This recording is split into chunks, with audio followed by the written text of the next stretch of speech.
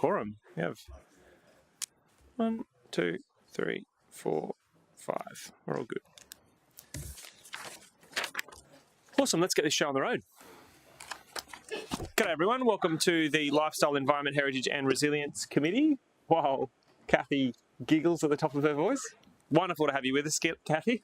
Whenever we gather together, we acknowledge and pay respects to the traditional Aboriginal people of the land on which we meet, and we acknowledge all their descendants. We also acknowledge the many Aboriginal people from other regions, as well as Torres Strait and South Sea Islander people who now live in the local area and have made an important contribution to our community.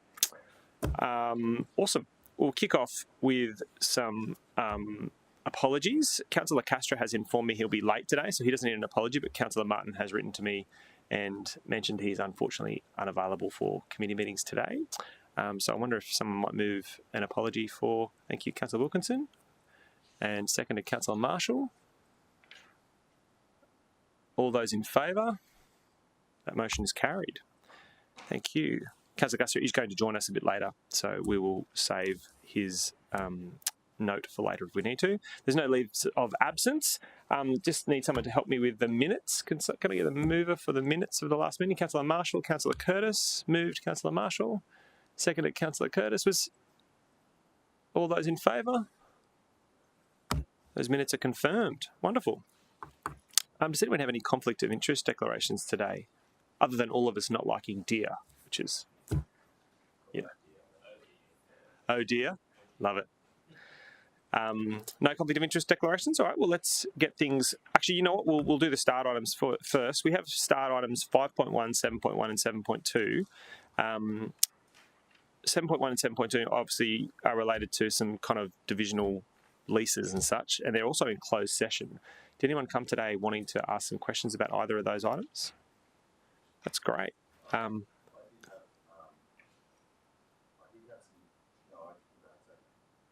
Yeah? In the absence of you wanting to ask those questions, would you be willing to move the start items? Thank you, Councillor Doran. Councillor Wilkinson seconds that. So we have the start items ready to rock and roll. All those in favour of those recommendations? Those motions are carried. Let's go on with deer season. Alex. Thank you, Chair. We are presenting you with a report in your papers today regarding the intention to establish a feral deer plan to manage this species as a pest. This was responding to a resolution at a previous committee, and we don't have a presentation for you today, but Hadley Mills and Kathy Baker are here to take any questions you might have in relation to what's been proposed. I've got some questions. Is that okay? Of course. Great. Awesome. So let's kick off. How have we gone from deer not being a problem in the city, which I argued with, to now deer being a problem in the city? Through the chair, thanks for the question. I don't think we've gone from it not being an issue. I think it's just been under-resourced for a period of time, and now we've realised that we need to do something significant, and that's why we brought this paper. It's great. It's awesome. Well, I mean, the recommendations we've talked about, and I note that in the report we talk about some resourcing issues. Do you want to just touch us through, or just take us through page 21 and 22? And it talks about some resources that we need, and you also, just before the meeting, you touched on some adjustments to that. Can we talk about those, please? Everyone who doesn't know, this is Hadley. He heads up all the bad pests. He's like the pest management guy for the city. And vector and biosecurity, that's what it's called. Correct. Great, awesome. Through the chair, thanks for that intro. Appreciate it. Yeah.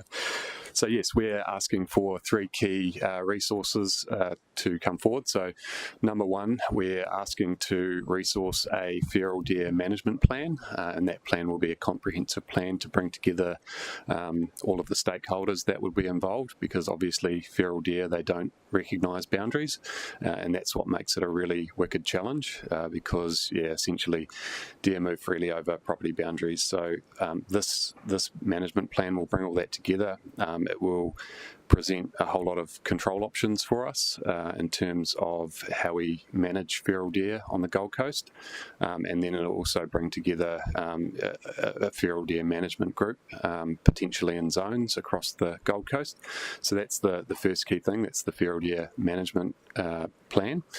Second thing is what we want to do at the same time as doing that is basically come up with a comprehensive monitoring program. So that'll be using aerial drones, helicopters, and potentially other means through thermal survey, and that'll give us a baseline every year as to what the numbers are looking like, so what the populations across the Gold Coast are looking like.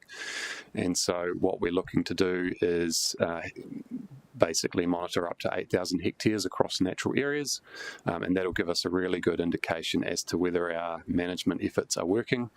And then the third thing is what we need to bring all this together is an invasive animal liaison officer, and that person will be responsible for bringing together all those stakeholders, implementing the management plan, and then also doing things like addressing misinformation. We've seen that with the firing campaign, so we anticipate we may get some of that. However, we'd like to keep it fairly low profile, this plan, and then the advocacy essentially, and then bringing home the management plan, using the management plan to also go out to find external funding like state grants, federal grants and things like that. Yeah, so deer present a risk in suburbs like Merrimack and Gilston and Advancetown and Numinbar and Mount Nathan and Nerang, and then further up north in some of the kind of areas up there. Could you just talk a little bit about just what are the key risks that deer present to our community? Yeah, thanks for the question through the chair. So the two key risks that we're facing on the Gold Coast, number one is vehicle strike. So increasingly vehicles are coming into encounters with deer where potentially there'll be near misses, but also collisions, and we've got some data on that, not a lot. How big is a deer? How big is deer? So deer is huge. There's a photo in the report there on page... There's one on 18. Page 18, yes. So that can be up to circa 1.6 metres high, a couple of hundred kgs for the stags, and present a significant risk to vehicles. Like 300 or 400 kilos? Up to that, potentially, Yep. Yeah, and then the other risk is environmental. So, damages flora, and also can mess up waterways and things like that too. Can ringbark trees, threatened species, etc. Prior to the meeting, Hadley, you talked a little bit about on page 21. You talked about the budget resourcing required, and you asked for an adjustment. Do you want to just talk us through that adjustment? Yeah, sure. So what we're looking to do is do a table an amendment for the resourcing. So effectively, what we've been able to do is find some. Find some savings within the vector and biosecurity business unit. And so what we're looking to do is on page 22 is reduce the figure of 300,000. That would support the feral deer management plan and also the monitoring. So bringing that from 300,000 down to 100,000. So we've found $200,000 worth of efficiency. That's great. It's a good outcome. Chair, that's page 21. Sorry, 21. That's okay. Yeah. And 22 talks about the invasive species officer who we need to add as well. And those two asks will be subject not to this committee but to the special budget committee. But, correct. And they're likely to be brought through in the next cycle of special budget. Is that correct? Yeah, great. Awesome. Does anyone else have any other questions? Oh, yes, Councillor Gates.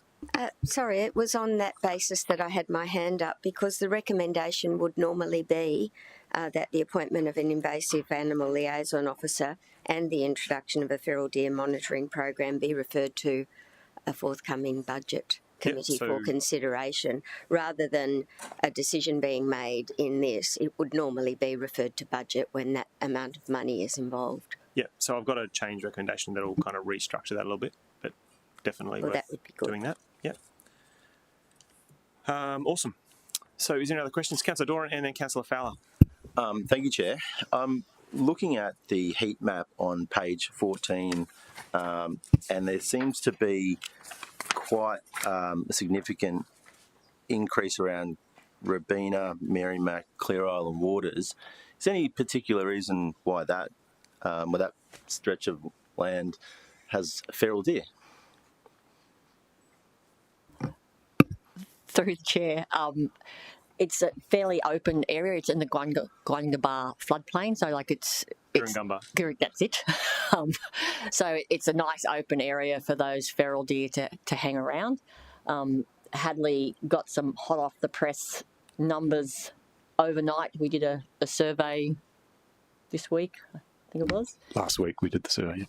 So effectively we did a baseline monitoring survey with drones over the last couple of weeks, and the numbers came back over an 893 hectare area. That's both private and public land. There was 670 deer counted in that area, so a significant population. So what the officers haven't said is that there is one particular property holder who has housed deer on their property for some time, and my understanding that's been subject to some development compliance and environmental health engagement. All right. Just one property owner? There was a particular property owner that, yep, but I'm not going to talk about that person, but I'm just saying that there is a private property there that has been known and has been reported in the public domain a number of times. Could I ask another Please couple do. of questions? That heat map I'm referring to looks to be either at the Greenheart project or near the Greenheart project. Am I right? Is that where it is? Correct. It's adjacent to that and that too. Has the city got a plan aside from, or will this plan include how we're going to manage this feral deer problem as Greenheart starts to be developed and we start planting new plants, and how they're not going to be destroyed by these feral deer? Through the chair, correct. The invasive feral deer management plan will explore possible control methods for that area for sure. Chair, just continuing on that, given that there's significant amount of feral deer in the proposed stage 2 of Greenheart, is it also right to assume that there's significant amount of feral deer in the proposed breakwater section just to the west of the rail line to Greenheart? Through the chair, I'm not aware of that. Because we've just had that those numbers come through over the last few days. We haven't actually received the report yet, so I'll be waiting for that report to see where exactly those populations are.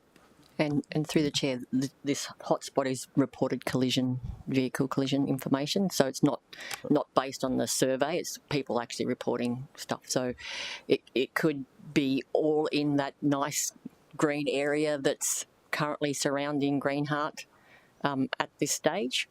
But yeah, as Hadley said, his aerial survey, once we actually delve down where the deer were spotted, we can actually get a bit more information. I know that's a vehicle collision. It's just a nicer map to look at, because obviously if there's vehicle collisions, there's deer there.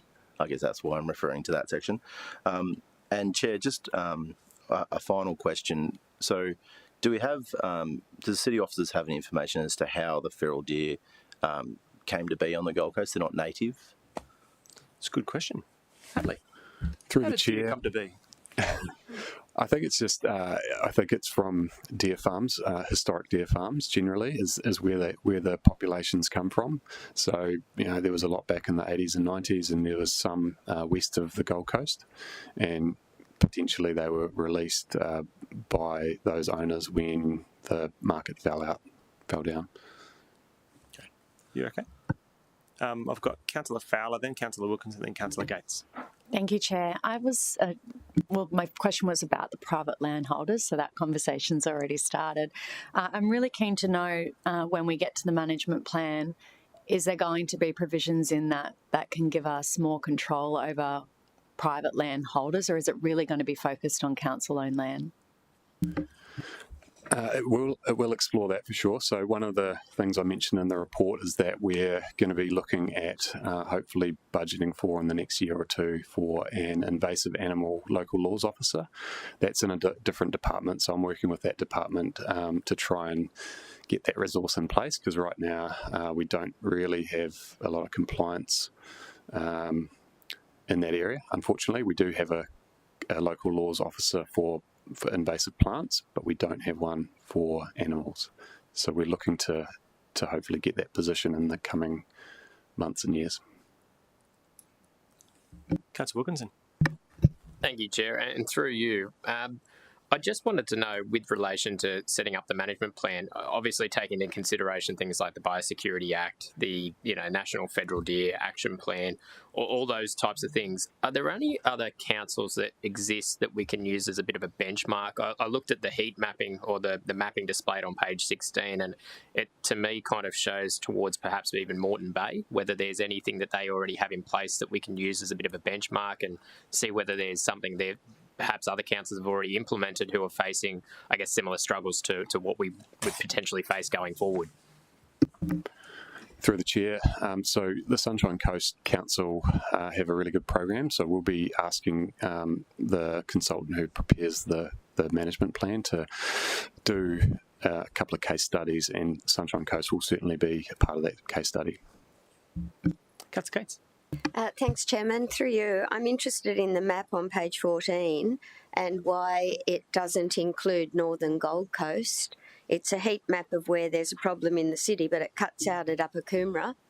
And my question is, are you aware of the numbers between Upper Coomera and Yatala? Because I'm aware there's deer there, not in significant numbers, but why would we present a map that doesn't include the whole city?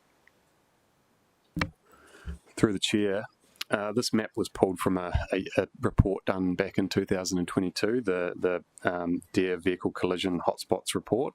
The Deer Animal Collision report. And so that was the only map that I had to reference hotspots on the Gold Coast.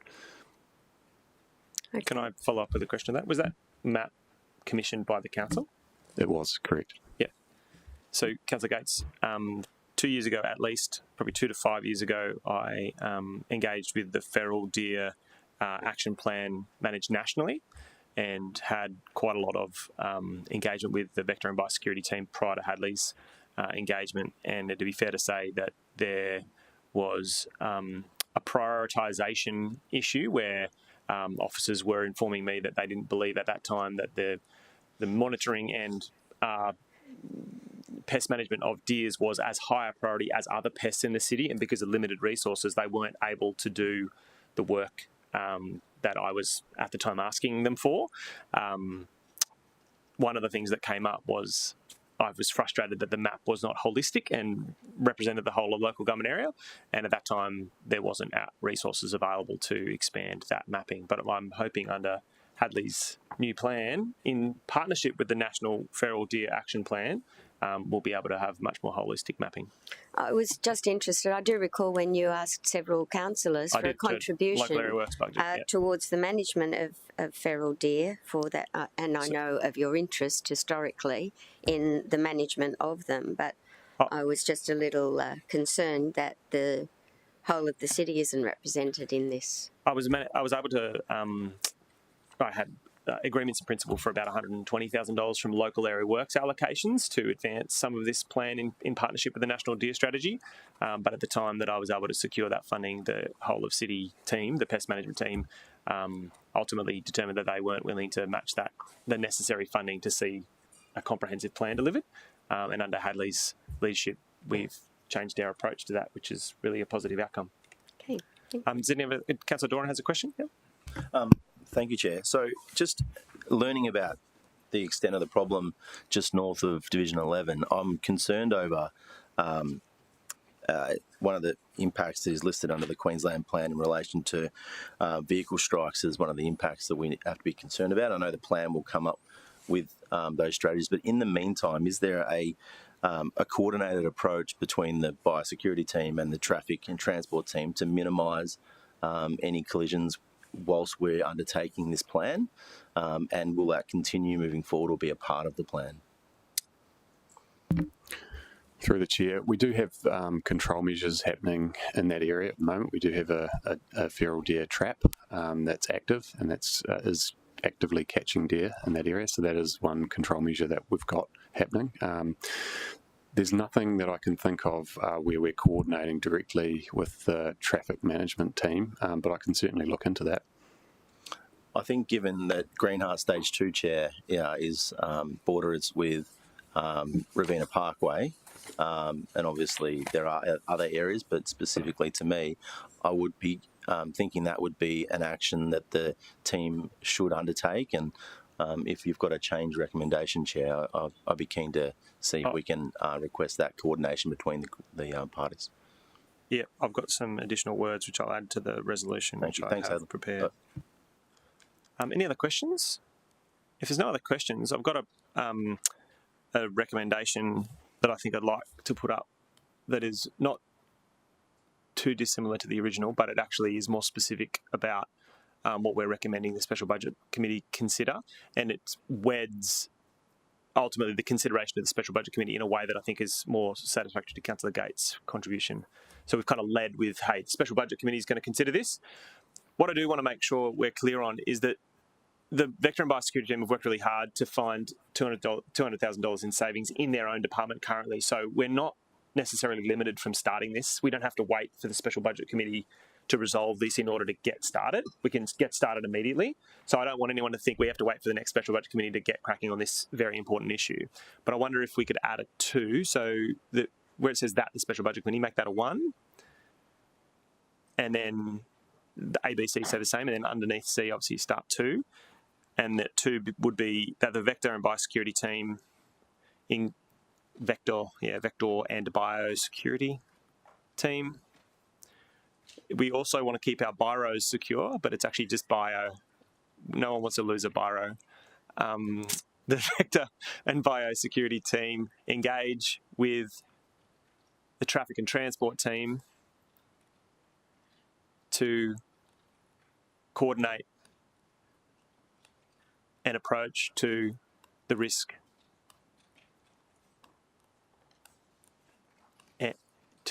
of vehicle strikes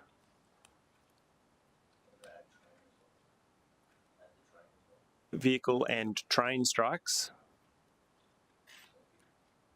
approach to the risk and approach to it's actually an as opposed to and to the rest of vehicle and train strikes. I probably should put a time framework there. Time frame.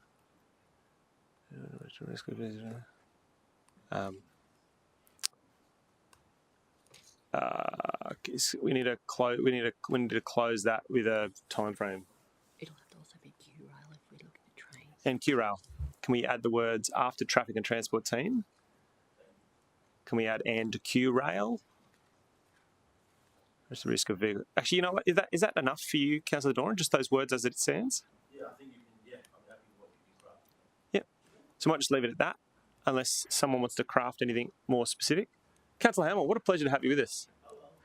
Thanks for joining us. We haven't included any reference to shooting deer, Councillor Hamill, notwithstanding that wonderful contribution. But to be frank, the risk of death is actually high enough for us to make sure we take appropriate and reasonable action to reduce the number of deer, and that involves all sorts of approaches, including trapping and other methods. Chair, the report indicated an initial resourcing of $300,000 a year, and I know 210, so just wanted to get a clarity. Correct. So the original resourcing of $300,000 is already funded through $200,000 of savings, and we need an additional 210, 100 to lift that 200 to 300, and 110 for the new invasive officer. So of the total, it ends up being approximately 410, 200 of which is already sourced through savings in the budget, and 210 which will be subject to Special Budget Committee. But the plan process can commence immediately because of those savings that Hadley and Kathy and the team have found. All right, I'm happy to move that. Are you happy to second it, Councillor Doran, with the pieces? There's no doubt that deer is, I'll open debate, there's no doubt that deer have been a problem in our city for some time, and it's wonderful to see under Hadley and Kathy's leadership and a new approach to us addressing the risk of vehicle strikes and environmental damage at the hands of feral deer. I know a lot of people in the community see or hear the word deer and they think Bambi, pretty animals that cause no damage, but they are quite possibly one of the greatest environmental issues in our beautiful hinterland. But more importantly, they present a significant risk to young families and people driving cars, and particularly in an area where Robina and Merrimack and the hinterland have so many kind of families travelling and tourists travelling. It is only a matter of time, if we don't take action now, that a vehicle strike results in harm or death to driver. So we just need to act immediately, and it's great to see that the team have done what they can to start that budget saving to start doing the plan straight away. Did anyone want to speak against the matter? All right, well, won't need to close debate, but all those in favour? That motion is carried. Are you okay? No, that's good. Thank you. Great. Awesome. Now, I think our next item on the agenda is led by Jodie and her wonderful team. Thank you, Alex. This is a little video to get us cracking.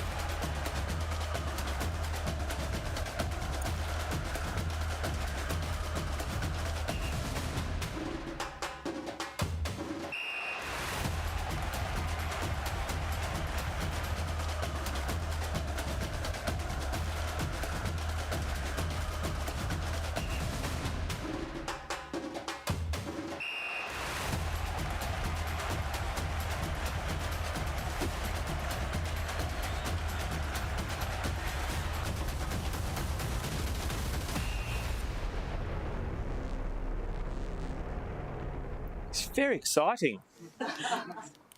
As much as I'd love to read about or watch the speech that broke the internet, I reckon that the sport and physical health strategy is going to be a great presenter. So Kim is here to give us a bit of an update on this. Thank you, Councillor Tozer, and good morning, councillors. My name is Kim Daniel. I'm Manager of Sport and Recreation, here today to provide you with an update on the sport and physical activity strategy. I've got to get through quite a bit of data, so if you wouldn't mind holding questions till the end, that would be greatly appreciated. Thanks, councillors. What a great week it's been so far. We have had the official opening of the Palm Beach Aquatic and Community Centre. Since Monday, we've already welcomed over 11,000 visitors through the facility, over 11,000. We've got over 2,000 people that have actually already signed up for gym memberships, and we've got so we're exceeding and over 1,100 people already enrolled in Learn to Swim, and we've been open for 4 days. So what a great accomplishment so far, and shows that community was really crying out for that facility. The findings presented today are a culmination of collaborative efforts from multiple city departments, business units and external partners. And I'd just like to thank Ben Foster for being here today. If you have any questions in relation to one of our pillars in particular around Invest, and also Trish Apps is here around our games coordination unit. The strategy, built in consultation with our community, is strengthened by the dedication of numerous Gold Coast organisations, businesses and volunteers who work together to maximise benefits of sport and physical activity within our city. The 10-year strategy, endorsed by Council in 2022, provides a roadmap to enhance sport and physical activity outcomes in our city and aligns with 2 key themes: vibrant lifestyle and One City. The strategy provides 34 actions across 4 key themes. These themes are designed to get more people moving more often, to deliver places and spaces that are inclusive, equitable and accessible, attract and engage high-performance sport to our city, and create partnerships and legacy opportunities ahead of the 2032 Olympic and Paralympic Games. Sorry. Our first theme, theme 1, is Go Gold Coasters. This theme's all about getting more people moving more often. We all know the importance of creating an active and healthy community, and over the past 12 months we've seen record enrolment numbers in our city Learn to Swim, tennis, social, basketball, fitness centre enrolments and our active and healthy programs, where we've recorded over 730,000 attendances. Through our partnership with Gold Coast Recreation and Sport, the capacity of our sport and physical activities industry was enhanced through the Active Inclusion Program, which saw 5 organisations receive seed funding from the state to deliver inclusive programs for people with a disability. Our community practice has been established with 31 organisations, and 113 staff have been upskilled in inclusive programming. Close to 600 people currently now every week people with disability currently engage weekly in physical activity through the Gold Coast Recreation and Sports 200 plus weekly activity sessions that are now available. Last year, we also saw an increase of 29% in our active and healthy program offer, with over 180,000 attendances recorded. Our collaborations with over 100 industry partners have enabled us to deliver over 12,000 sessions, catering to diverse fitness levels and abilities. Our major venues also played host and were activated for regional, state and national sporting competitions. This year, we'll partner with sports clubs to develop a social sport program and work with Queensland Health and the Primary Health Network to enhance our social prescription referral opportunities for people of all abilities. Our second theme is Go Gold Coast. Go Gold Coast provides for places and spaces ensuring they are inclusive, accessible and equitable. In May, we opened Australia's largest asphalt pump track. We closed out more than 60 sports clubs projects, and we witnessed an 11% increase in visitations to our major sporting venues, which are now recording over 4.5 million visitors each year. 138 million was invested into sport and physical activity and recreation infrastructure. Just to give you a rough breakdown, roughly 50 million last financial year on Palm Beach Aquatic Centre, 17 million in projects such as Viney Park, Firth Park, our sports field lighting renewal, to name a few, 14 million in Greenheart last year, 13 million in community lease facility projects, over 5 million on Pizzey Park, 4 million in major venues, and we had just over 20 million in transport projects, which looked at shared pathways, intersection upgrades to allow safe, active travel. The city has also supported clubs in securing over 6.6 million in state and federal grants to enhance our sport club facilities. Those grants are not only last year but carrying forward into this financial year. Moving forward, our key focus is on delivering projects currently underway and developing a sport status assessment to inform future sport planning in our city. This assessment will enable us to identify and address emerging needs, ensuring our infrastructure supports growing participation and diversity in sport. Our third theme, Go Gold Coast, considers our sport tech industry and our sport event attraction. Last financial year, the city generated 300 million in economic benefit from hosting sport, health and wellbeing events and attracting high-performance camps and conferences to the city. Invest Gold Coast has secured the relocation of the Australian Sport Technology Network to the Health and Knowledge Precinct. This move will bring their Queensland office to the Gold Coast, expanding our city's sport tech hub. The city also hosted 24 camps, conferences and exhibitions, including the New Zealand and British swim teams ahead of the Paris Olympic and Paralympic Games, as well as the men's and women's high-performance state of origin training camps. Through our funded entity Experience Gold Coast, 64 events were attracted to the city and supported, including events such as the Australian Open Swimming Championships, National Basketball League, the Marathon, World Bowls Championships, not to mention the Supercars and Magic Million Carnivals. Through Experience Gold Coast, we're also pleased to announce that we'll see the return of World Surf League Championship Tour to Snapper Rocks in 2025.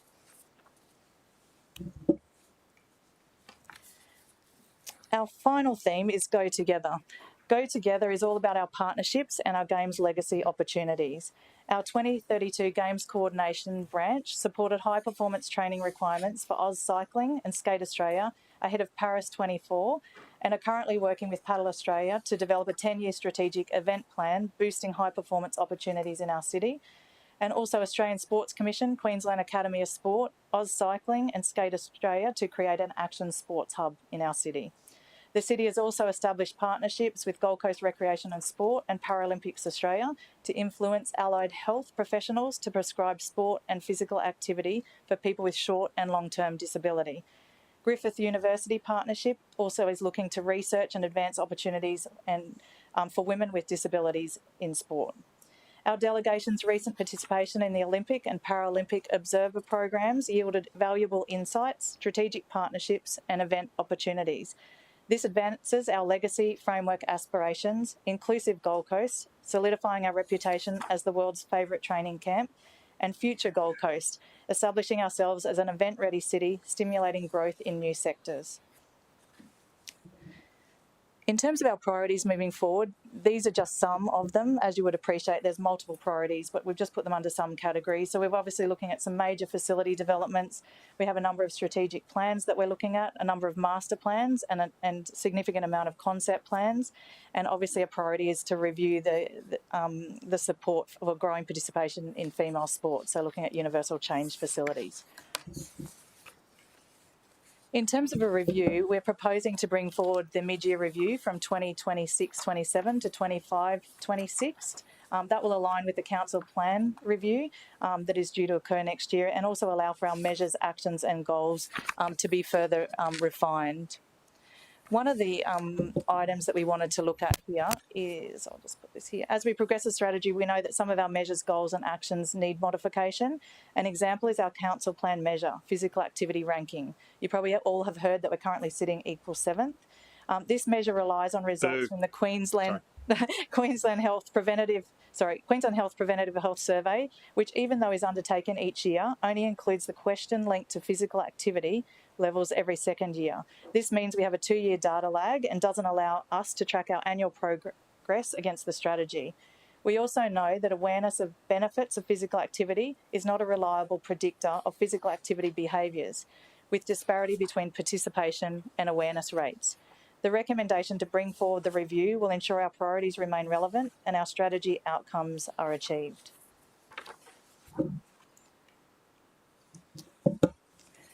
As we look to the future, I want to leave with you a vision of what our sport and physical activity strategy can achieve. Let me share with you Emily's story. Emily, a 28-year-old mother of 2 from Labrador, was struggling to find time for physical activity after having her children. Her youngest, Jack, aged 6, has cerebral palsy and requires an adaptive sports program. Through partnership with Gold Coast Recreation and Sport, the city's Active and Healthy program, Emily discovered a free outdoor fitness class just a short walk from her home that helped her regain her physical and mental well-being, and an adaptive skate program at Pizzey Park, specifically designed for children with disabilities where Jack could participate and thrive. Emily was amazed by the inclusive program that featured adaptive sports equipment for children with disabilities, trained coaches and volunteers who understood Jack's needs, and a social environment where Jack and his siblings could play together. This was Emily's first step towards a healthier lifestyle. She progressed to competing in the Gold Coast Marathon, rekindling her passion for sport and fitness. Jack's participation in the adaptive sports program gave him confidence, friends, and a sense of belonging. Emily's story exemplifies the impact of our strategy. She's one of thousands of Gold Coast residents we aim to engage in physical activity by 2027.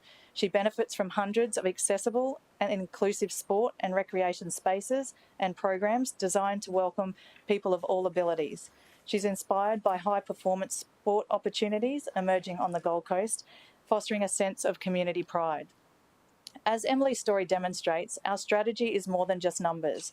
It's about transforming lives. By investing in sport and physical activity, we are building a healthier, more connected community, creating opportunities for social connection and community engagement, fostering a culture of inclusivity and accessibility, and developing a thriving sports ecosystem that drives economic growth.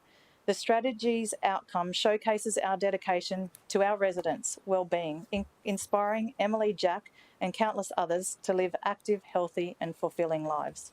Thank you. It's good. You can clap if you want, Councillor Curtis. That was close. I felt like clapping. It was pretty exciting. I had a question about Emily and Jack. So Emily obviously takes Jack down to Pizzey. She lives in Labrador. That's hectic. It's quite a long trip. Help me understand whether these adaptive and inclusive options that Jack enjoys at Pizzy can or may be planned for some of the northern suburbs? Yes, thank you. Thank you, Councillor. There's adaptive programs right across our city through Gold Coast Recreation and Sport. They offer a multitude of different programs across the city, which is wonderful for people with all types of disabilities. That's awesome. I probably should have used an example of not Labrador. No, Someone Labrador's good. closer I to don't know. I don't know if she's from Labrador, but I just that idea of them having to travel from Labrador to Pizzy to take advantage of those programs seems like one of those things that increases traffic congestion, which is a topic for another committee, but it's also one of those things that we want to make sure that Jack's a keen skate enthusiast. And all the skate enthusiasts go to Pizzy. I've heard all about it. But Councillor Curtis, you have some questions or comments? I was just suggesting if you upgraded the Runaway Bay skate park, that'd be an excellent solution for Jack. That's great. Thank you for that contribution, Councillor Curtis. Does anyone else have any other questions about the sport and physical activity strategy? That's great. Does anyone want to move the recommendation? Councillor Doran likes sport, as is Councillor Marshall. Everyone else is ambivalent. Of course you can. So let's just double check we've got all the words yet. So the motion you currently have appears to be on 2 pages. Is there a way we could put it all on the 1 page? Great. Councillor Doran, you get to move it, and Councillor Marshall second it. Councillor Doran, would you like to open debate? Councillor Doran? Sorry, Councillor Doran? Yes, Councillor Marshall seconded. You get to open debate. Thank you, Chair. So thank you, Kim. I think the lack of questions shows how supportive I expect the committee to be. I wanted to, Chair, just touch on why I wanted to move this one from a very personal perspective. We've had a few votes on sport in the short time we've been in council, but community sporting facilities, they play a major role in the fabric of a city. From a personal perspective, my life would have been a hell of a lot different had there not been some forward thinking and investment in a community facility at Robina called Bill Pippin Oval, which was an elite cricket facility. Without that, I wouldn't have been in the Queensland Academy of Sport. I wouldn't have been a graduate of the Australian Institute of Sport, and I certainly wouldn't have played for Queensland. And I'm one of only a few, but many who have dreamt of that in local sporting fields. And I think that as long as the city, as we prepare for the Olympics, but as long as the city continues this investment in community facilities and junior facilities, we will always be a city that then can look after our elite sport. I think that as long as we keep a focus on the junior and the community facilities, I think we're in a good space. And from reading this report, I know that we are. Sport often provides encouragement to be active and healthy, which is part of our city plan. But it also provides a chance for social connection, opportunities for youngsters to chase a dream, whether it be in a pool or on a court or in a cricket field. And I think the council is doing an excellent job in making sure we've got the facilities available for all Gold Coasters to get out and about into our community. So I thank you. That's great. Don't expect anyone wants to speak against sport, but I would love everyone to, if they want to make a contribution, to be able to. So, Councillor Marshall, please. Yeah, look, I just want to thank the guys for the report too. I'll probably echo a little bit of Dan's, sentiments. I grew up in sport. That's kind of my wheelhouse. But I love the fact that we're talking about disability sport as well. I'm a big advocate. You can't be what you can't see. And so, the skateboarding example, there's a picture of it in here with a frame where people are able to, skateboard that never had an opportunity. I think is a really, really important, special thing. Obviously, with the Games coming, 8 years away, our push is to try and get a Paralympic, movement happening down here, para sport, but we need to probably start now and demonstrate that. So I think it's fantastic what you're doing in the sporting world, but also in the inclusive sporting world. I also think that this is what brings a community together, certainly in our area, our sporting clubs, our surf clubs, they're like your community. And if there's a way to access all those pieces of equipment, then we all come together as a community. I do always say that kids in sport aren't kids in court, and so giving kids an opportunity. That's a great line there, Councillor Marshall. Yeah, giving kids an opportunity, but to have goals, set goals, work towards something, keeps them on the straight and narrow. Parents know where they are, so I applaud you. I think it's fantastic. It's great, Councillor Wilkinson. Thank you, Chair, and I'll keep my comments brief, but certainly want to echo that of my other councillors that have already spoken. I think there is a big call for that Paralympics, as Councillor Marshall has touched on, and I've been fortunate enough to have 2 Paralympians come home to the beautiful part of Arundel that I live in. So special shout out to Ella Sabblejack and, of course, Maddie McTiernan. Both did exceptionally well overseas, and congratulate them on that. To echo what they've already said, my colleagues as well, I grew up playing football, as in soccer, not the rugby. I'm not big enough for that. But certainly it was something that gave me the opportunity to actually get that social inclusivity and cohesion with my local community. And I certainly want to see that presented to all Gold Coasters, whatever walk of life they choose to go down. So certainly welcome this. I'd also welcome, the addition in this year's budget towards things like the female facilities program. I think that was a great investment from the city, and I look forward to supporting other good investments like that as we move forward. That's great. Well, the motion that we have talks a little bit about, this committee receiving future reports, and also touches on the midpoint review coming back between 25-26, which is not that long away.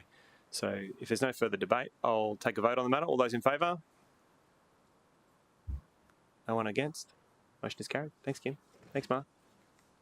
Thanks, Ben. No one even asked you about any money stuff. It's great. Well played. We'll save it for the committee later on this afternoon. We've now got a presentation that relates to the Community Services and Facilities Review, which is quite a large beast, and Melinda has brought a number of consultants here to answer additional questions if we end up needing it. But it's important to remember today there are 3 parts to this process. One is the model, one is the framework, one is the plan, and this is the model, which is the first step. So I'll hand over to Jody and Melinda to introduce it.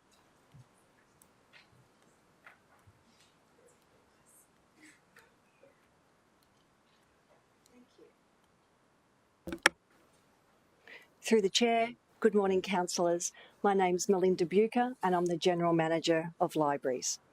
Today I'm here to provide a summary of Agenda Item 6.3, Community Services and Facility Review, the model.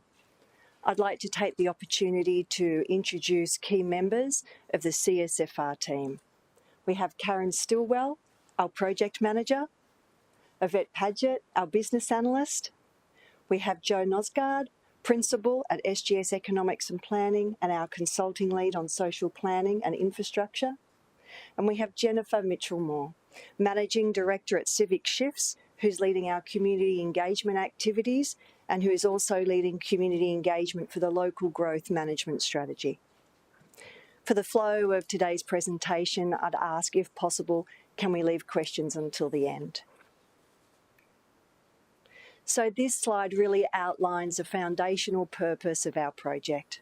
The project was initiated in November last year, and I gave this committee a presentation in July on a progress update. But today we are seeking formal endorsement of the methodology to inform the model. The model represents a strategic framework that aligns with citywide customer needs, addressing both current demands and anticipating future requirements. It really embodies a long-term vision, designed to be both resilient and adaptable, and ensuring it can evolve alongside the shifting priorities and emerging trends of our community. As mentioned, the project has 4 phases, and today we're here to address Phase 1, the model, and its focus is on establishing the methodology to be applied to the model. And Phase 2, the plan, that's the focus on bringing the model to life. So what does it really mean for the city and our community? Phase 3 is the prioritisation, and Phase 4 is to ensure we have ongoing and periodic review. Extensive efforts have led us to today's recommendation, and one of those efforts includes comprehensive internal consultation within Council. So we've included collaboration with service and asset owners, subject matter experts, master planning teams and strategic project managers that are managing the city plan and the Olympics and the Paralympic teams. Councillors have also been engaged throughout this process with offers of regular updates on progress. As you're aware, the scope of this project is wide. It's the analysis of all community services and facilities. And additionally, we are needing to integrate findings from parallel initiatives that fall outside the direct scope of this project. So although we are not managing master planning activities, for example, the officers that spearhead those initiatives are actively participating as subject matter experts in our workshops. So this ensures that the collaboration is there and that we can align our current and future strategies and our thinking and our findings. So that's just to get a bit of a summarisation of where we are. And now to the actual model itself. So we often refer to it as the CSFR model and sometimes just as the model. And we're seeking your support for this proposed model. And I'd just like to take a bit of time to outline the approach that the project has undertaken in developing the recommended model. So with such a wide scope, we undertook a three-prong approach in performing our analysis. So we had discrete areas focused on understanding our community, understanding our infrastructure, and applying applicable benchmarks. In terms of understanding our community, as you know, we undertook population and demographic analysis. You'll remember potentially from the July presentation how I outlined the projected 2041 population growth. The projection forecasts that by 2041 the city may surpass the 1 million population mark, depending on factors including migration trends and economic development. These graphs are also included in your agenda item.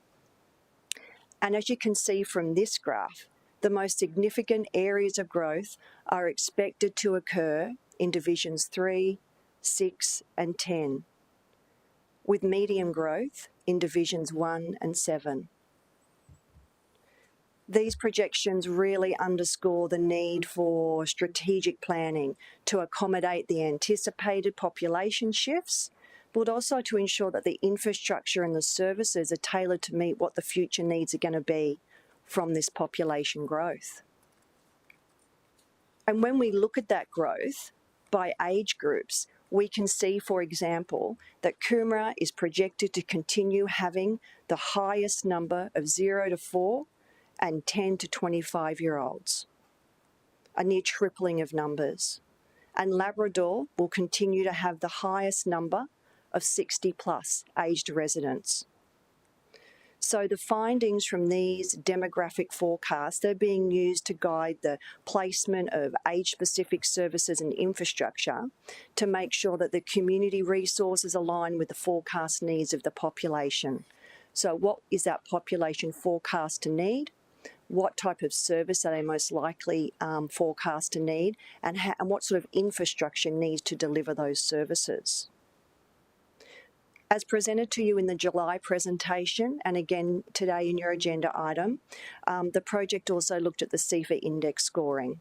So CEFA utilises the 2021 census data, and that includes the income, education, employment, occupation, housing and family structures, and it summarises a socio-economic characteristic of various areas. So once that's completed, it's assigned a CEFA index score, and that indicates an area's relative advantage or disadvantage when compared to another area. And you'll see there that areas are colour-coded, with brown representing the most disadvantaged and green indicating the least disadvantaged. I mean, the key insights are that vulnerability across our city varies significantly, and that the northern region and areas around Southport are identified as experiencing, the highest levels of social economic disadvantage. Population projections, of course, have long informed the city's planning and many other strategic projects. And there are many planning initiatives occurring across the city. And we have needed to incorporate all of these other projects to assist our understanding of planned infrastructure, and we've also undertaken a review of all of the current community facility assets, of which there are over 300. And that was to inform our understanding of the city's infrastructure. There's also numerous benchmarks that guide community infrastructure planning. You may be aware of the city's desired standards of service, and they guide community infrastructure planning and sizing and development requirements. And there are also best practice guides for social infrastructure, and one such as the Queensland Best Practice Guide for Social Infrastructure, which we also took into consideration when identifying and applying applicable benchmarks. When we turn to understanding our community and what they may need over the next 20 years, the project undertook community engagement activities. And we connected with over 1,200 community members and 98 community leaseholders through surveys and workshops. And we asked these groups questions like, what services do you use now? Do those services meet your needs? Are there gaps or improvements? What is your customer experience like? And what might your future needs be? As part of that process, we created 5 high-level service categories from the long list of community services that the city provides and our community leaseholders provide. And from those categories, the survey respondents, they were asked to choose what services do they most often utilise. And in your agenda item and on this slide indicates some of those services that are most often utilised by that survey group. And when we ask the community group, are their current needs being met, you will see here that the majority indicated that they agree to strongly agree that our services meet their needs. And when we ask them what gaps or improvements would they like to see, they have asked for more outdoor activities. They have requested longer opening hours for service delivery. And they've also asked for more targeted services for migrants, seniors, and youth. Once we'd analysed the community demographic data and our asset data and applicable benchmarks, we then turned to reviewing the infrastructure and the operating models that can be used to offer community services. And when we consider infrastructure models, we consider the facility type and its location. And we categorise the infrastructure model into 3. So the local decentralised model, that offers specialised services from a standalone facility at a single location. And that represents about 80% of the way we currently deliver our services. The co-located model, that offers multiple specialised services from multiple standalone facilities at the one location. Sometimes, in a few instances, under the one roof. And that represents about 20% of how we offer services. The hub model, it says that it offers multiple specialised services, all within the same facility at the one location. And none of our services are currently offered this way. And when we think about operating models, we think about that in terms of how does the city deliver those services. So as most of our specialised services are offered via the local decentralised or that co-located model, they're all offered by specialised staff using specific processes and procedures and systems and their own meeting rooms and their own spaces. The integrated operating model that can be used in a hub type of infrastructure model offers all services by multi-skilled staff, where they get to share process, procedure, rooms, spaces, systems, where those services complement each other and where it makes sense to do so.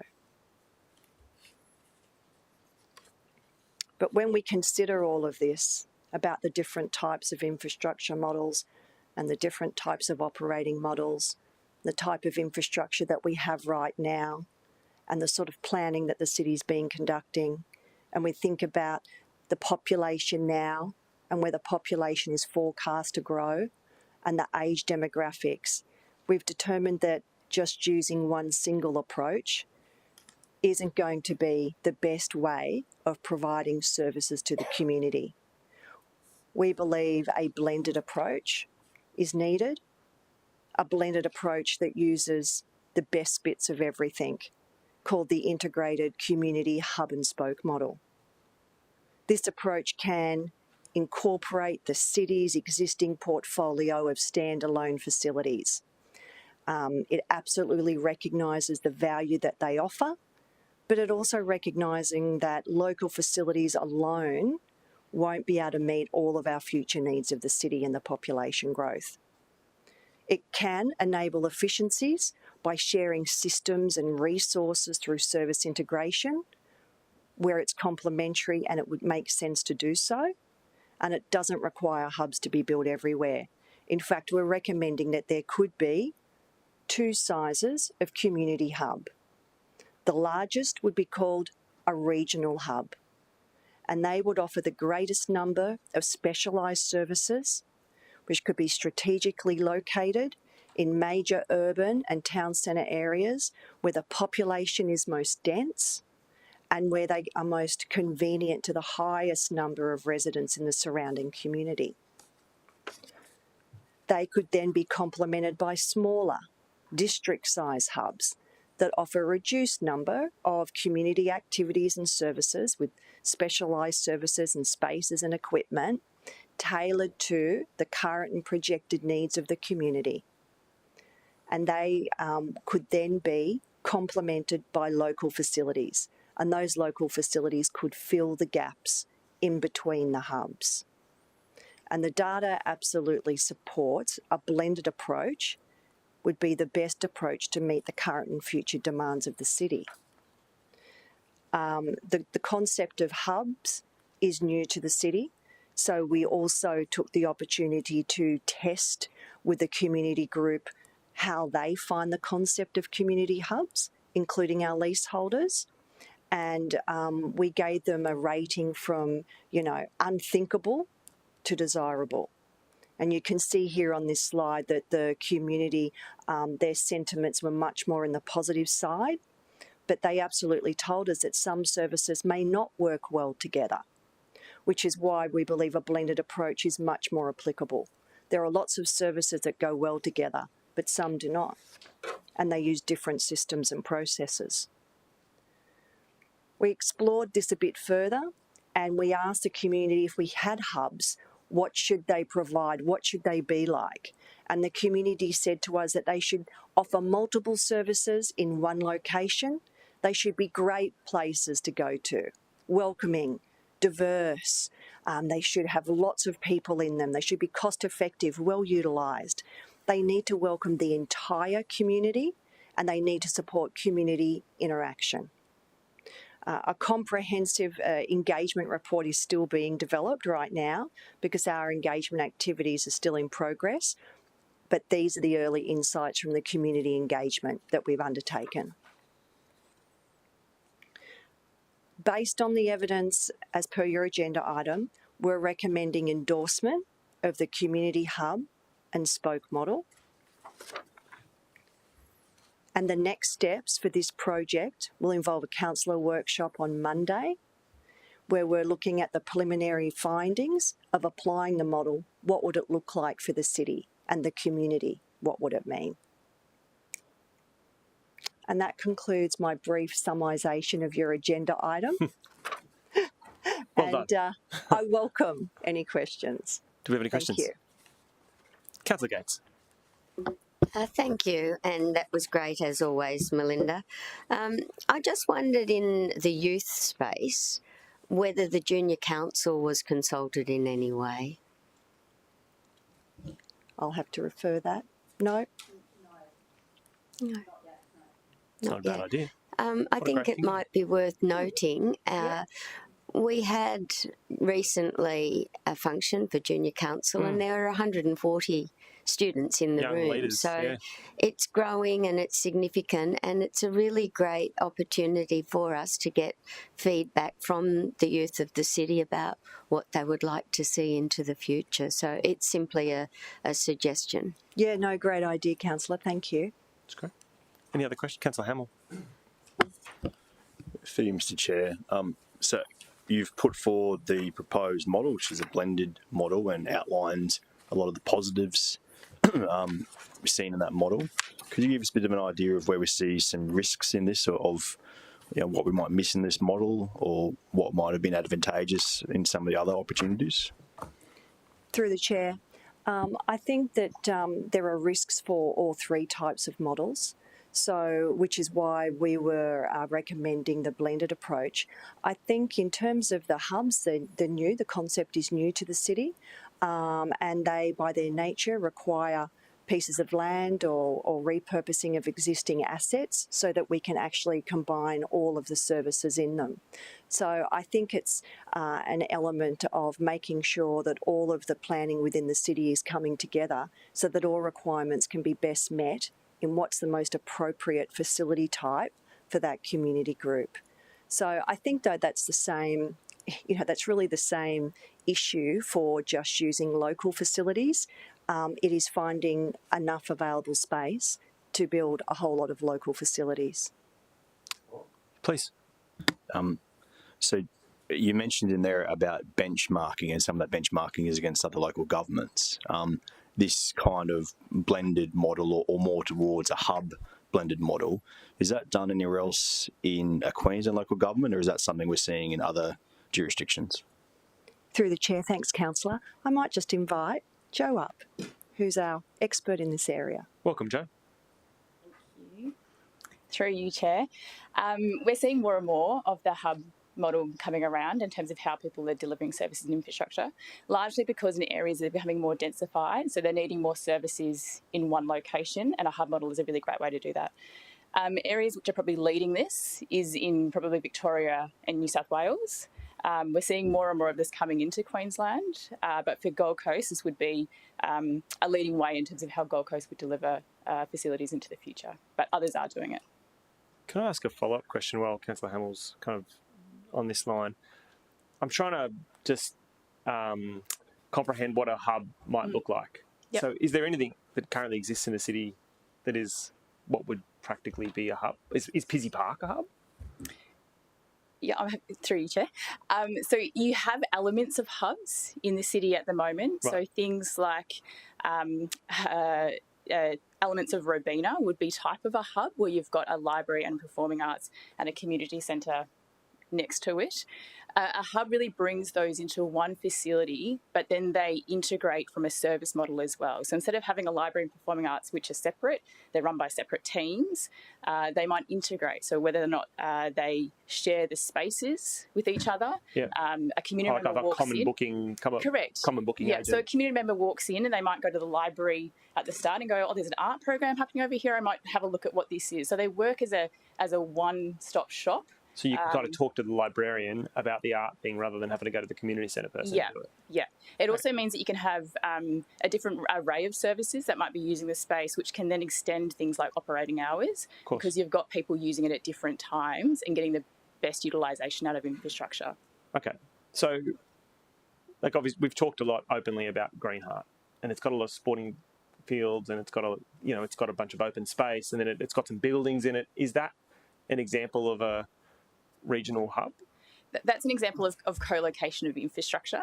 Right. So it's in the same location, and maybe there's some sharing that's happening between the services. Well, it doesn't exist yet. Greenheart doesn't actually exist yet. So in terms of the master plan, how that's been built, so there's different assets that are going to be located on that site, and there could be some sharing opportunities between them, but they're not integrated in a sense where you go there and you've got an array of different kind of components of it. Sport and rec is a little bit tricky in terms of how you integrate sport and recreation. Right. Things like clubhouses for a soccer pitch might need to be located in a different location to where the netball clubhouse might be because of the walking distance, the change rooms, those kind of connections. So there are some things that you can and can't integrate, which this model looks at in terms of what is the most appropriate things to integrate based on the service needs and the user needs as well. But the idea of community centres and libraries and other similar services being co-located in a hub form is kind of what we're getting at. And you can do it for sporting. It's just thinking about what are those specific services that locate really well together based on the land allocated and the infrastructure that they're using. Okay. Sorry, so I've interrupted your questions, Councillor Hamilton and then Councillor Curse. So my last one for now, Mr. Chair. I'm interested in, and this kind of comes in the back of some of the one-on-one meetings with Melinda about, I guess, the massive information dump that came from pulling all these different areas and what their services are and what the future looks like. But would I be right in my thinking that this blended hub model provides the greatest flexibility in the future to be agile to the community's needs changing, that because they are shared facilities and co-located facilities, that as we see changes in the community through demographics moving, that unlike a standalone building where it's really difficult to change the structure, that this model would make us a lot more flexible and agile to adapting to the community's needs? Yeah, so through you, Chair, that's exactly the premise behind it.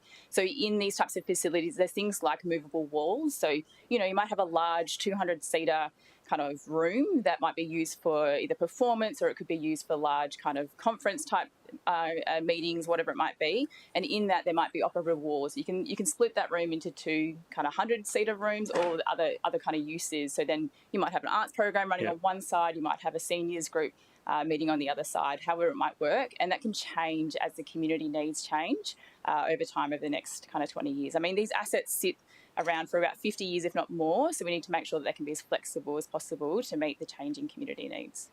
From a personal experience, having Zumba on at the same time as the kids' class is very loud in my office, at Mudgeeraba. Just maybe not always the best mix. I said Councillor Curtis was next and then Councillor Gates. Thank you. Through you, Chair. So quite an intentional outcome and in some ways desirable is that this model will leave some of our existing standalone and outlying facilities vulnerable for resumption into a bigger hub. But you did mention that it is blended, so there will be the retention of some of these local facilities. What sort of metrics or framework will we be using to decide which one of those we're going to retain or which ones are suitable for keeping? I reckon that question, do you want to answer that, Joe, or do you want to go Melinda? I reckon that'd be a Melinda or Jody job. Go on, Jody, do you want me to? So through the chair, so we're going to be discussing that on Monday when we have our workshop, but it's really all about what is the projected population. So where are their needs? So where are their needs now and where they are projected to be? What are those service types that are going to be needed by that population and the age groups? What other planning is occurring in the city that has already identified needs? And then based on all of that, we will be recommending that there is a three-stage horizon, and there is because it's a 20-year vision, so some of these things are going to take a long time to get there, and through the councillors will be recommending what those horizons look like. Can I ask a follow-up?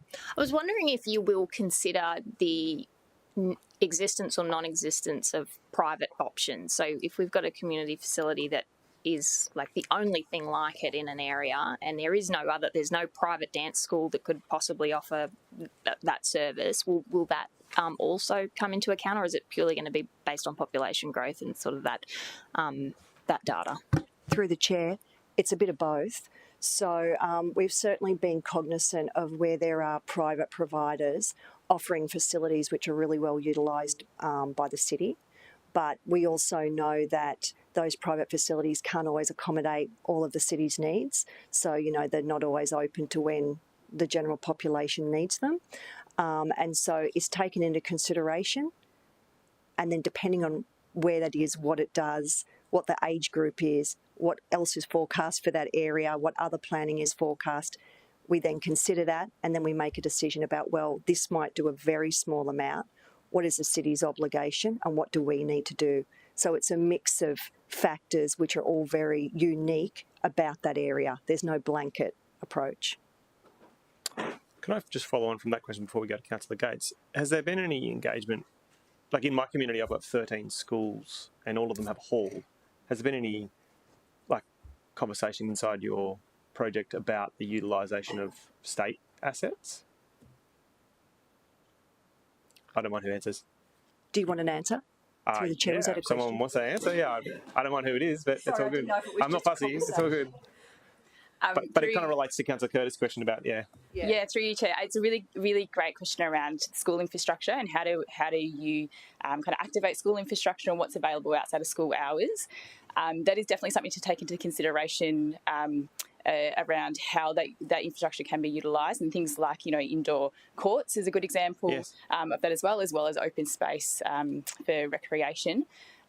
There's a bit of a give and take with schools. Outside of hours, it can be used, but it can also be constrained as well. So it's not the primary use of, yes, you've got a hall in there, so therefore it can take the need. It's thinking about how might you be able to access that to supplement the other needs across the city or that catchment area. So it's not the starting point, but it's definitely part of the conversation. Yep, cool, thank you. I had Councillor Gates and then Councillor Wilkinson.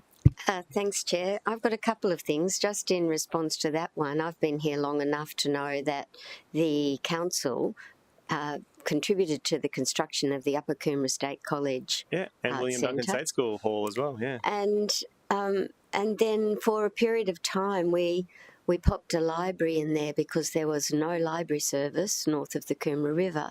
But there was a great reluctance from community to enter the school grounds. Yes.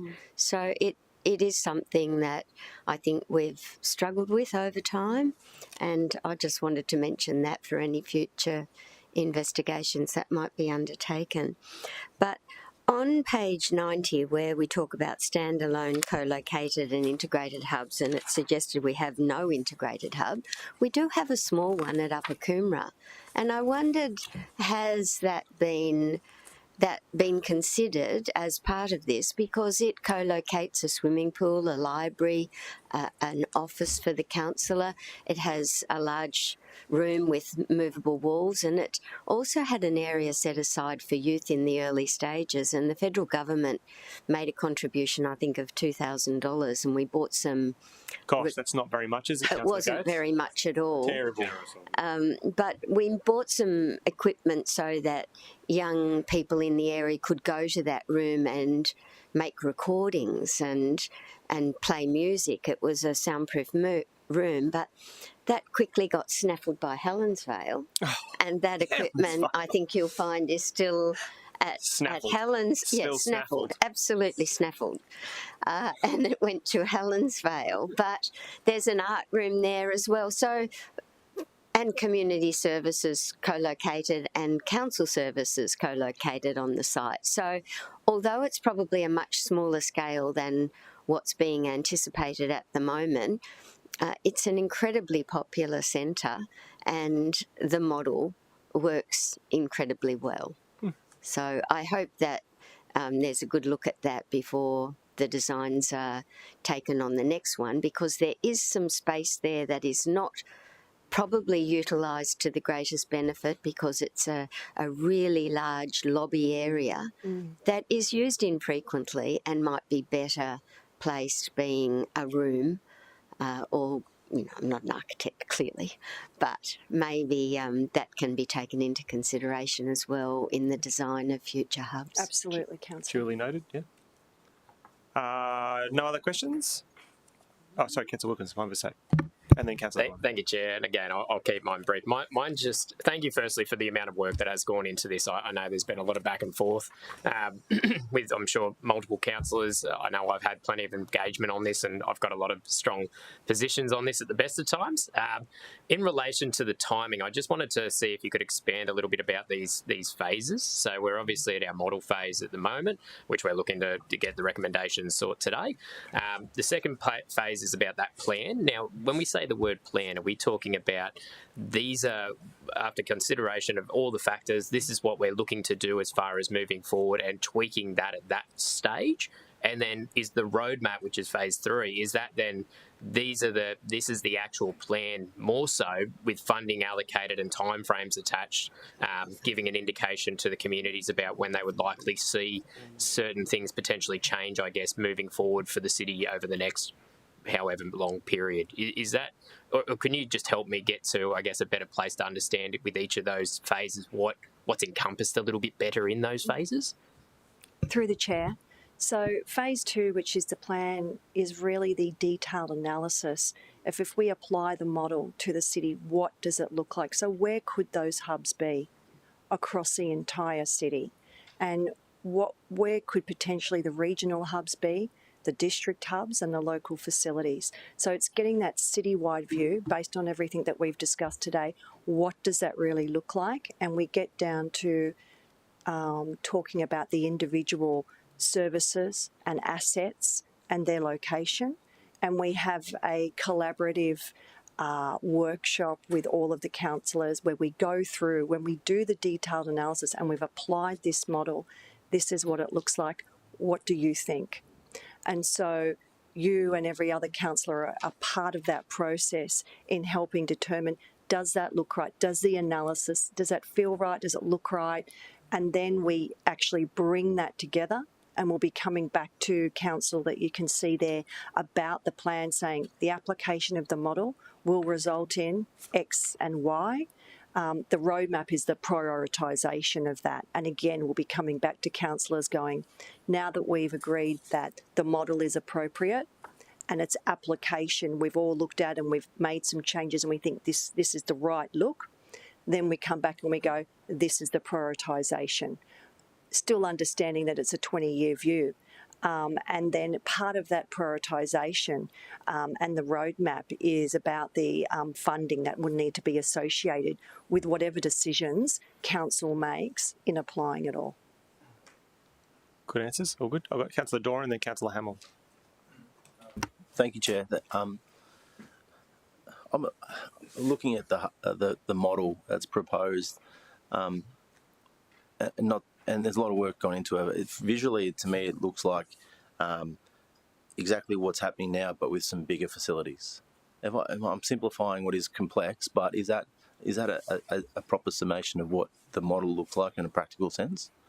Through the chair, we actually don't have any integrated models at the moment. There is one that's being planned, so that's in the planning stage, but if we actually took the integrated component into the hub where you are going to offer multiple services within the one facility, and that facility is sharing staff, resources and systems, and the building's designed in a way that it can move and be flexible and adaptable to the then current and future needs of the population. We don't have that at the moment. We do have, as Joe said, elements of hubs. So at Robina, we do have separate specialised services being offered independently under the one facility. They're managed differently. The customer goes to each individual area to get their service. Will that area be enough to accommodate the future population growth and what may be needed? No, we don't believe it will be. We actually believe there needs to be more investment there based on the population growth. So it's a mixture.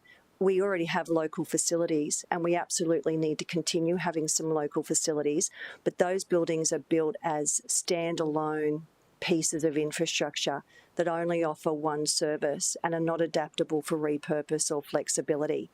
But there is a lot of them. So it's about where we can, reusing them for some purposes where it's, you know, the service fits neatly in there, but it's much more of a hub style that is integrated in both the terms of the service and also the operating underneath it on how we, the officers, offer that service to the community. That was actually a really important bit when I was trying to grapple with it. Like I was at a lot of presentations as the chair of this committee and I was thinking a lot about it being about the buildings and facilities, but it's actually about the humans and the service they provide. So the idea that a librarian can, you know, book a room and get a book out and maybe pay rates, maybe do a number of things. So it's almost like a versatility of the humans inside the building rather than the co-location of the buildings.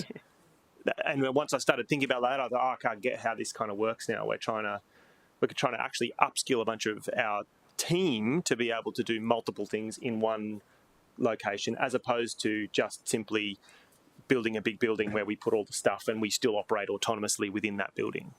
Yeah, Sorry to answer your question, but that, to me, that was the biggest change in my head when I started thinking about it like the humans instead of the buildings that helped me. But sorry to interrupt.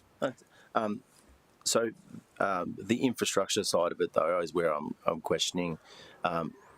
Will there need to be, if you mentioned in the presentation, Linda, that it'll be the regional ones, the big ones, will be in the most urban and dense locations. So based on the statistics here, notwithstanding Division 3, there's going to be a growth in density around our already established coastal suburbs. I'm trying to get a visual guide as to what a new regional hub would look like in Division 10 from an infrastructure standpoint, in somewhere where there's not an abundance of land to acquire within a subdivision to be able to build. So I'm trying to get a visual guide as to what this hub and spoke would look like. And coming back to my original question, because I didn't quite, and you answered a lot of it, but the first bit was the district centres remain, the local centres remain subject to a review of their effectiveness. But so this is essentially bolting on a new hub, regional hub, to coalesce a bunch of services, and that's where I'm struggling to get it to understand what the practical implementation of this model would be. Yeah, and I think that'll be much easier through the chair, I think that'll be much easier to see at the councillor workshop on Monday, where we've got those visual graphic representations available. But it doesn't mean that you have the hubs plus everything else, because the hubs will offer a whole series of specialised services within them in an integrated way. And so because we can see that the need for those services is going to grow, and maybe the local facility won't be able to meet all of those demands. So some of those services may migrate to a larger building. So certainly there are aspects of acquisition, of land acquisition, or, building on existing spaces. We have had a look as part of the application of the model. Where might those sites potentially be? And so that's part of Monday's workshop as well. Just one last question, please. Chair. I assume the data, the information that I'm about to ask for will come through the process, but if you could comment around the view at this point around the location of the hubs and then the smaller district centres that may be deemed to be, not appropriate for the future, that they may be closer to the community, and I don't want to lose the accessibility for people who use these community facilities to have to drive too far to get to. And I know you've mentioned within 15 minutes in the report, but will there be some consideration to, when we consider local facilities, not combining them into one big facility at the expense of those that maybe have a convenience factor to those local district centres? Absolutely. And just one follow-up from their chair, and then I will cease. You are making decisions, and please take as much time as you need. The centralisation into the regional hub, can you just confirm that's not a cost efficiency motivation, that we are still looking to provide a community service as close to the community as possible, and this isn't about removing services and saving money for the city? Through the chair, absolutely confirm that. Okay, thank you. Councillor Hamill, then Councillor Curtis. Through you, Mr. Chair, I had a question around, in the presentation, population statistics in the future, and is it CEFA was the other? CEFA index. Yeah. Just wonder if we go back to that slide. If we could. So I'm really interested, because obviously we're looking at a 20-year horizon in the first place, but this is going to have implications well beyond 20 years as well. So the projections in population and the demographic information that's available in that CEFA report are just the best assumptions available today. How often is that CEFA report updated? Census data. Through the chair, it's all based on census data. So that's why the current CEFA index is using the 2021 census data. So the next census is when all of the population demographics can be updated. Right. And is there other data or other indexes available that possibly may be other information to put into this model in the future? Joe, would you like to say? Yeah. Through you, Chair. From a vulnerability perspective, in terms of data, there is things that you can kind of track over time in terms of different indicators, which you may already be tracking as a council already through other plans and strategies. So thinking around, the different areas that might be more vulnerable today and thinking about how they might be tracking into the future. So yeah, there's lots of different indicators you can use between census time just to understand that. Yeah, like other data that they use things like the mortgage stress data, which comes through the financial institutions. And so I think, Mr. Chair, understanding some of those other data streams and knowing that if we endorse this model and move forward, we're kind of starting from a baseline of the last census stuff and then what the baseline of those other data streams are, because for future councils, if this model is adopted, those population projections and demographic projections will move around a little bit. They're not going to be perfect to the number, but they're going to be very important in informing exactly what services we're planning for in 10 years' time in a suburb or location. So understanding what those other streams are and if there's other ones that might be out there in the future to add into it to make sure we have the best data available to make the decision with. Awesome. I'd say, through the chair, that's also why we've built in the review phase into the model, identifying that we always need to keep on checking the projected data and the projected to that point in time, were those targets reached or were those indicators met? So that absolutely it needs to be live and it needs to be flexible and adaptable so we can keep on manipulating the model based on what the data is telling us. Yeah. I think, Mr. Chair, that's really interesting because to your point about it's about the human side of things. Yeah. It's not just about manipulating the buildings, but for us to be able to look 5 or 10 years ahead and go, we need to be training up people and training up specialists in these areas with those services. It's about that side of it as well. Really interesting. Yeah, through the chair, it's about the technology too. So it's about systems. Yeah. Councillor Curtis. Thanks, Chair. And so you and I attended the Community Lease Framework Workshop yesterday.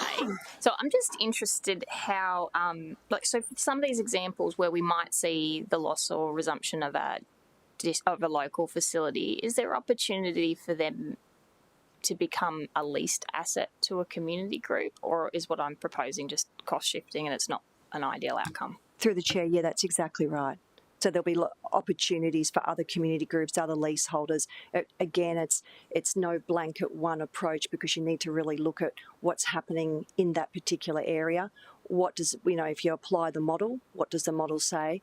What does that mean for the existing facilities? And then what opportunities does that open up? So it's not just about divestment, it's about actually if this group moves there, this facility can then be used to meet these other community group needs just here. So that's all part of that thinking and that mix and that opportunity. That's great. If there's no more questions, we might just bring up the resolution, which I can move. Does anyone want to second it? Oh, we don't want it lapsed. Okay, thank you, Councillor Wilkinson. Seconded by Councillor Wilkinson. And now that we've reached the end of the questions, I'll just open debate. Look, I think there's a piece, the piece that we're talking about here is this idea of an ideological wedding of these services being delivered where the population growth is greatest. And it'd be fair to say, even just in the 12 years that I've served, prior to that time, it appeared, at least to some extent, that the competitive tension between divisions sometimes determined the outcomes of where, the services were provided. And what I've loved about this process is we've started to really drill down on the data and talk about where the advantage and disadvantage is and where the population growth is, and letting that inform our decision making more so necessarily than competitive tension between divisional councillors and things like that. So I think that's a really important thing to be thinking about. We are trying to make sure that we're making decisions based on data as opposed to how good at debaters we are or how good we are at influencing the outcome, which I'm oversimplifying for effect, but I think that's a really important value proposition of this. I think the work that Melinda has done has been quite substantial to now. Thank you for the work that you've done so far. And I also think that the majority of work that we are going to do on this is going to come in those action plans and the workshops on Monday. But ideologically, I'm really supportive of what we're trying to do here, and I hope that councillors will support us today. Councillor Castro, it is great to have you with us. We've basically solved most of the problems of the city while you've been gone, but you'll be here for the vote, which is great. I did that to make sure that you could do things. Of course. So I'm very proud of you all. It's very good. It's good. I appreciated the training exercise of being here. It's so good. It's great. It's really about succession planning. I love it. That's great. Councillor Wilkinson seconded the motion. Did anyone else want to make a contribution? Councillor Hamill. Through Chair, just one quickly, and I had some feedback from some of the groups that were part of the engagement process, and just to pass on that, for those groups to then reach out to me and say how brilliant it was, is a bit of a rare occurrence. So sports clubs, leaseholders, different groups, like there was a wide range from across my community that were engaged with, and for several of them to take the proactive step of reaching out to me and say how brilliant it was, how they really felt like it was very genuine, upfront engagement, and it was really casting an eye to the future. That was incredibly positive as a divisional councillor to get back, and gives me a lot of confidence in what I'm seeing put forward in this report, that it is really based on what the community needs are now and what the community thinks the needs will be in the future. And just to echo your thoughts that, when we flipped the organisation on its head with the restructure and were promised that we were going to take a different approach on some of the maturity of planning around these things, I think this is one of the best pieces of work so far to come back through a committee showing the path we're on with some of this, and it's really exciting. It's great. Awesome. I know anyone else was, no one else wants to speak. We're going to take the vote. All those in favour? Councillor Castro, it's so great to have you with us. That motion is carried. Did anyone come prepared for general business today? No? I'll declare the meeting closed at 10:39. Thank you. And thank you to my team. Thank you for coming, and thank you, Melinda. Thanks, Jodie.